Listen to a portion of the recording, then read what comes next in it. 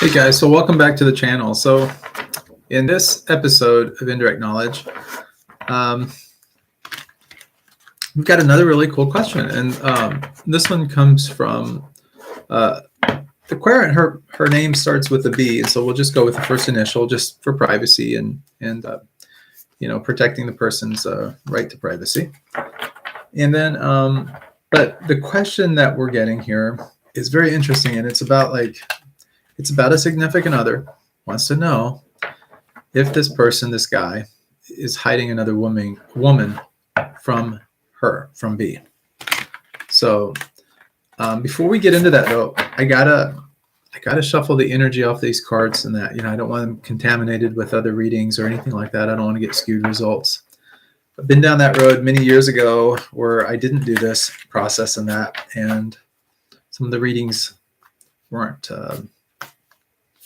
near as accurate. So I always assume that people get what they're supposed to get anyway, and that things happen that way for a reason. But I think it's my responsibility as a reader to make sure that for every client, I give them a really nice, good, fresh start to their thing. That's why I frequently using different decks.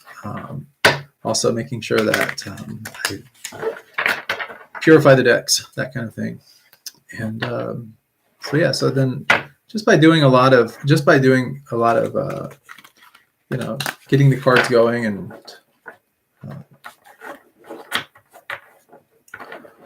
really does help a lot when it comes to actual reading. So just bear with me a few minutes while I just kind of shuffle the spots off these cards. But while I do that, let me just tell you guys that if you guys haven't already checked out indirectknowledge.com, check it out. I've got a lot of great resources on there. If you've ever thought about doing tarot and you want to do it professionally, for profit, but also to help people, obviously, and maybe you've taken other tarot courses before, or you've played around with tarot cards, or you've read books on tarot, or you've done this and you've done that, and as great as all that is, you just don't really feel like you found the best resource for you. If you don't feel like you've got the actual, your answers haven't really necessarily been met, or you haven't really been inspired enough to actually take the plunge and actually go for it, what I would like to do is encourage you to grab my tarot course. You can find it. You can find access to it on indirectknowledge.com, and I have that website in the description below this video. It's a course that took me over a year to put together, and I've been doing this for over 20 years professionally. So if you want to kind of glean from some of the experiences and stuff, and I teach you everything. It's from the ground up. If you're pretty experienced already, you're going to learn things on this course that you haven't learned on other courses. I promise you that. A lot of this stuff comes just from my own experiences doing tarot.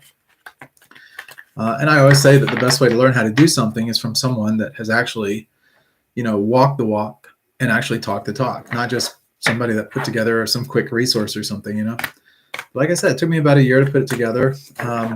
Some of the people that I had read for had really asked me, or were asking me questions. I said, well, Chandra, why don't you put together a course or something? Well, as a monk, I don't always have a lot of time to be putting together courses. My time is spent doing other service opportunities and things like that. But I did take the time and I did put it together. And so if you do get a chance and you want to really get what I think is a pretty good course that would help you out a lot, check out Indirect Knowledge and check out my Easy Tarot course. The Easy Tarot course is not only easy, it's really an advanced tarot course that's going to teach you everything you need to know to just plug into and be able to do tarot professionally. And, it takes all the hard work and the guesswork and everything out of it. Now, of course, there's always a little bit of work involved in a business and that type of thing, but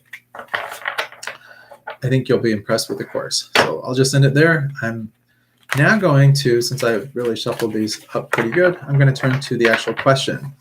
Again, like I just mentioned a minute ago. So what I do is I like to just cut these as kind of like the bridge between the two shuffles. Now we're going to focus in on the question. Is he hiding another woman from B? And that's what we want to find out. Now we're going to do a quick little shuffle just around that question as I really meditate and put my energy and effort into that. And as I do that, things just naturally start to come to me, and I'm picking up some things. It's not bad. anything, but I'm just picking up some things around the energy.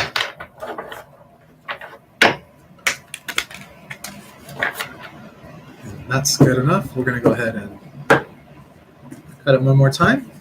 And then for this reading, we're going to do a 3-card reading. 3 is really kind of an important thing when I do these type of questions, because it kind of gets to the bottom of, like, it gives us a yes or no. That's going to be the definitive, what the person's wanting to know is like a yes or a no for this type of question. It's also going to give us some more clues, and those clues can be used to guide the querent, in this case it's B, along this path of finding out more information, and we'll get there, but just bear with me here for a minute. I'm going to go ahead and lay out the cards,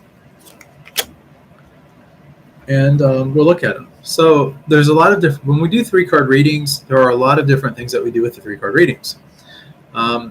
In this particular situation, we're going to look at the cards in 2 different dynamics. One dynamic is going to be the yes or no. Each card is going to signify a yes or no answer. Best out of 3, if there's 2 yeses, then we know it's a yes. If there's 3 yeses, it's obviously a yes. If there's only 1 yes, we know it's a no, because the other 2 cards would be no cards. So you get the idea here. In some cases, if it's a definitive no, all the cards will be no cards. But we'll see what the cards have to say as far as that goes. The other dynamic that we're going to be looking at is the situation, the action, and the outcome. So situation is what's going on, what the situation is with this, why this question's coming about. The action is like, what action steps should we be taking to maybe see some better results, or to figure out what we need to be doing as far as this question is concerned, what direction the cards will give us. And then the outcome is just kind of like what the anticipation of the expectation is in the near future as far as this question with him and other women and so on. So let's get started. So first, let's look at the yes or no dynamic here. So the first card that we have is the Judgment card. Okay, so the Judgment card is really about, like, well, it kind of says what it is. It's about judgment, or getting the skeletons out of the closet, so to speak. In this case, in all, we have the angel. She's heralding, and it shows us in our, there is nothing to hide us. I mean, you see the nudity below, like from the coffins and so on, that these people are coming to souls. There is no, we're not hiding behind a veil here, is basically what this is indicating. So judgment, it's like a judgment time is coming, as far as that goes. And in this particular case and all, this is a no response, to that, because it's transparency. We're looking at transparency with the particular question. In this case, is he hiding another woman from me? No, because if it was, it would be, made manifest. So that's a no. The next one we have is the world. This is things coming full circle. So this is like secrets, the journey, everything comes out. We see what it is, and that's it. In this particular case and all, it's also a no. So in this particular reading and all, we can say definitively now at this point, just because we have the 2 no's, that no, he's not hiding another woman from you. And this is the World card. It's sort of like we get to the end of a journey. And in this case, we'll talk about it here in a minute when we do the situation, action, and outcome. But the final card in this is the King of Swords. Swords cut like the truth. So when you see swords, oftentimes it's about cutting the truth, looking at things very transparently, very directly. Kings, they're like your judgment. They're the people that really make the decision. So when it comes to judgment, in the kingdom, the king is the one that makes the final judgment call and all. And in this case and all, the king is saying no once more. So this is a very definitive no tarot card reading. He's not hiding another woman or anything on that end. Let's look at what the situation, action, and outcome is. This is going to be more the psychology behind, well, why are we in this situation in the first place? Why are we asking this question? Why are we suspicious? Sometimes our intuition, is valid, and we get validation through past experiences or things that have happened in the past. And oftentimes that's the case with a question like this. But the situation is this one of judgment, like judging the person, judging a person or looking at things based on their past actions, based on their past history. And oftentimes with judgment, that is a situation that we tend to do naturally as human beings. So sometimes what we need is a third-party objective person to kind of help us, cut through and find the actual truth. In this particular case, we have the king.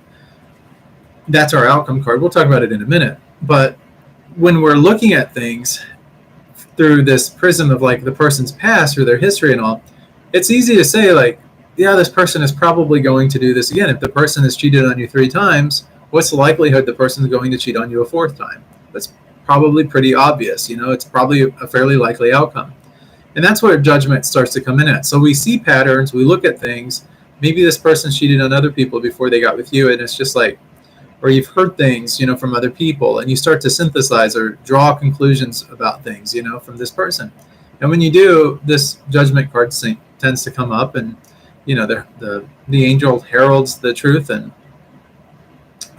everything comes out, and there's nothing to hide anything. But so this situation card is really about that, looking at things from understanding kind of where our bias comes from, or our judgment comes from, or our thoughts or ideas come from.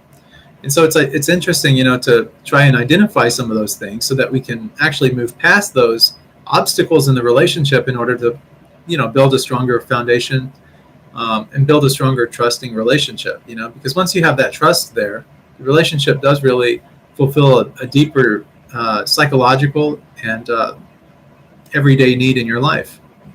If you don't have that trust there, those suspicions, those things on that end, they do tend to creep in, and they tend to inhibit the relationship and keep it from being able to move forward. So our actions, what are the cards actually telling us to do and all? Well, this is a 21 card in the Major Arcana. This is the last card in the Major Arcana cards. And this is a world. This is coming full circle. This is about, look, we've been there, done that. Our past history, we've been along this journey. We've been cheated on, or we've seen people cheat, or we have trust issues, or we have psychology issues, we have mental issues, whatever the case is. We've got things, and but this is about coming full circle and coming to terms with things. So it's about looking at things for where they are at now in the present moment, and not necessarily base it all off of the past. We can look to the past for ways of handling situations, learning from the past mistakes that we've made, or situations that maybe didn't turn out exactly in our favor, and then maybe choosing to do something a little bit different, maybe creating a different approach to problem solving. If it didn't work the first time, probably it's not going to work the second time. So maybe changing the approach would be, if you can adopt a different approach to doing something, it's probably going to bring you a better result as far as, in the trust department and everything is concerned. So that's really what it's saying. And if you do that, then the truth will set you free, more or less. And that's what this King of Swords is really all about. This is the King of Truth. Your thoughts, things like that. It's about really having control of your own thoughts, your own ideas. And if you do that, it also gives you kind of it's a power play. It gives you the upper position, and it'll see you through, and so everything will pretty much materialize in a nice way. So I hope this really helps you. It's a good tarot card reading. I mean, I think it's probably the answer that you were wanting. Nobody wants to know or hear that the person that they're in love with, or the person they're having a relationship with, is cheating on them. It's probably not the thing people sign up for when they sign up for a relationship. But that being said, it doesn't really look like at this time the cards are saying you really don't have anything to worry about. And it looks like, it's really about coming to terms with some trust issues maybe that you've got, and then just really being able to put the past, like lay it to rest on some level. And it's about being fully transparent. So what I would encourage, just from a relationship standpoint, is have faith and have faith in this person and, what they're able to do. Realize that when people make mistakes, or, they cheat or something like that, there's other things going on in their life as well. There's in their own personal psychology. It doesn't necessarily make them a bad person, as far as a defined, if you had to judge this is a good person or this is a bad person. Thing is, we have many different shades, like there's many different dimensions to our personality, our character. We don't always make the best decisions. And sometimes, we have to own up and own responsibility for those things. But by owning responsibility and owning that truth, it allows us to be able to move forward. It's just like people from like that have been in like Alcoholics Anonymous or Narcotics Anonymous, or that have been dealing with an addiction or some type of problem along those lines. One of the first things they teach you, like in these 12-step programs, and there's a lot of these 12-step programs, is just admitting that, hey, I can't do everything. Like, I'm at the mercy of a higher power, that type of thing. And even if you're atheist or you have no belief in that kind of thing, just accepting the fact that you're limited in what you can do. Like, we're not just completely limitless. We have restraints sometimes. So, and as a result, whether it's our psychology, our mental makeup, our background, our past, our history, there's so many different variables that are involved in how people act or how they respond or how they communicate or how they behave. And we just have to kind of sometimes accept that about people, but at the same time, encourage them in positive direction. So what I'd say is, if you have trust issues with this person, give them some trust, but give them some say so. But then at the same time, just encourage them, give them some positivity, some love and encouragement and stuff like that. And I always tell people too, I'm a Bhakti monk. And so like one of our big focal points, as far as our spiritual sadhana and practices and things go, it's about doing service work, not necessarily for profit or anything along those lines, but because more or less it's from our heart. It's what we decide we want to do. It's our, we're on this planet for a very short period of time. Our actions do carry a little bit of weight in that department, as far as our karmas and all these kind of things are concerned. But beside that alone, we should want to do things from the heart, clean up our heart a little bit. And the best way to do that is through service or by helping other people or by being there for the other person, regardless of what that person does or doesn't do. So if you're with someone and you truly care about that person, you sometimes have to accept their past, whether you want to or not. And that if you can't, then maybe I'm just going to suggest that's not the person for you. If you can accept it, and you can say, okay, this person made a mistake. A lot of people do. I'm okay with it. I can move past it. I don't care if all my friends and all my family members and everyone's telling me this person's a scoundrel and this, that, and the other. It doesn't matter to me, because all I want to do is I want to love this person. I want to serve this person. I want to be there for this person. And it doesn't matter if this person is the worst individual on the planet or not. That's not why I'm doing things for them. That's not what I'm doing that's not why I love them. And when you can kind of find that, then things are a lot more easier. You can say, okay, you know what? This person it's just who they are. It's their nature. There's nothing I can do about it. But what I can do is what I can do. And what you can do in this particular situation is just really, serve that person, be there for them, and be the best version of yourself you can be, to really give them no reason to be with anybody else. Like, if you are doing more and serving them and being there better for them than anyone else on the planet, I mean, come on, just from a materialistic standpoint, and we live in a material world, unfortunately, we forget about the spiritual side of things and the higher meaning of things. But when we're living in the day-to-day, these day-to-day activities and things, whether it's people cheating or abusing substances or doing this, that, or abuse, or, there's so many different things out there. Not sharing, not caring, just all these kind of things. That's a lot of it is because, we're in a very temporal state here, like in this planet. So like, we're all looking for like, something that we can hold on to or that we can gravitate towards, something that will ground us. And because of those grounding qualities and because of, wanting just that groundedness, we're looking for whatever avenues we can to kind of, secure that for ourselves.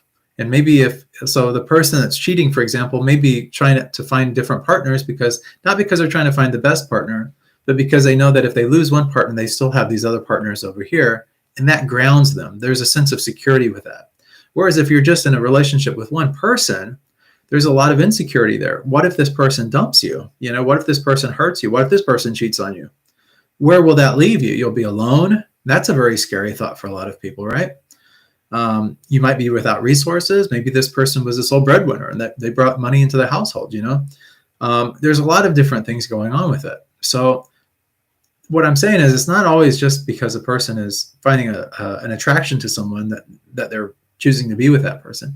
Sometimes it's for other reasons, reasons that we just don't know, reasons that very often they don't know about because it's more on a psychological level.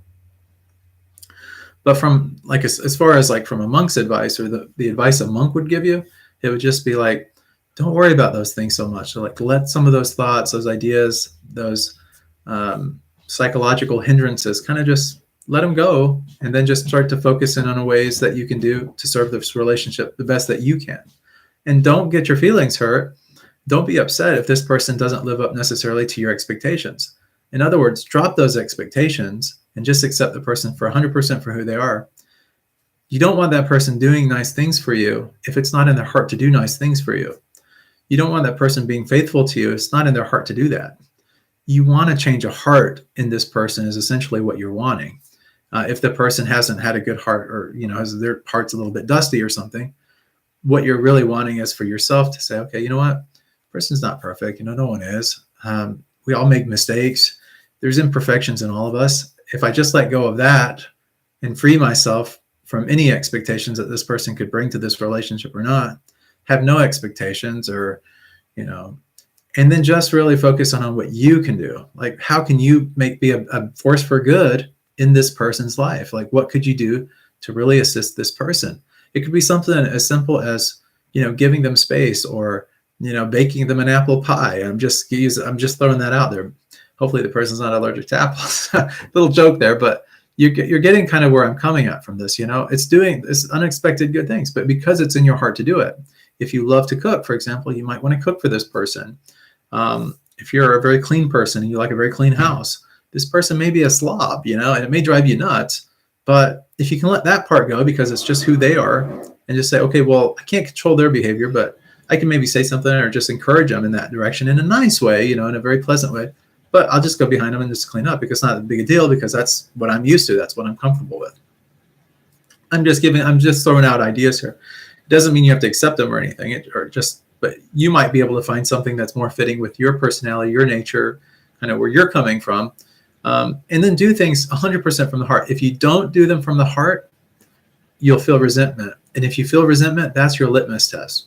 Anything that you're doing that you're feeling resentment for, you're not doing it for the right reasons. And that stuff will just keep building and building and building until finally, you explode, maybe on the person, or you just go and do something that you'll later regret. That's not conducive to the relationship. There's not really a lot of love involved in that if you're doing things that's not with a good intention or a good heart. So that's kind of where I'm kind of, from a monk's perspective, that's kind of the advice that I would give you. Anyways, I hope this was a good tarot card reading for you. Again, guys, if you haven't checked out indirectknowledge.com, if you want to go get that awesome tarot course that we put together and all, it does help support us here in the work that we do in the services. Anyways, much love, many blessings. I'll see you guys on the next episode of Indirect Knowledge. Until then.